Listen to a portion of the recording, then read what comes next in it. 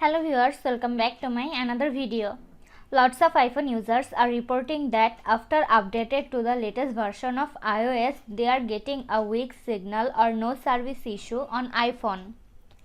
In this tutorial, I will show you how to fix this issue. Solution 1. Make sure the cellular data is on. The first thing you should do when your iPhone has a weak signal is to make sure that the cellular data on your iPhone is turned on. Just go to settings. Next, tap on mobile data or cellular data. Next, toggle on mobile data. Solution 2. Remove your iPhone case. Most iPhone cases will not interfere with the device's antenna at all, but some can cause a loss in signal strength. Particularly in older iPhone models, you can determine if the iPhone case is the problem by simply removing it from the device. The signal strength improves significantly or you have a better quality phone call experience, then the case was the problem and you might need to get a new one. Solution 3. Toggle airplane mode on and off. To do this, swipe down the control center from the upper of the screen. Find the icon of the airplane mode. Click it to enable this feature.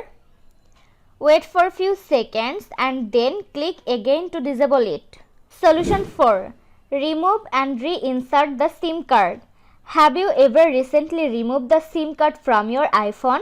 If you have, then the iPhone signal is likely to be affected if the SIM card is not inserted correctly.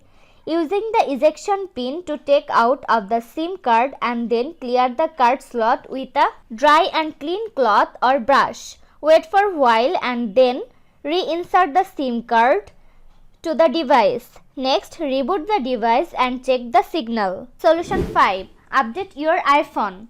To update, launch Settings app. Next, find and tap on General. Tap on Software Update.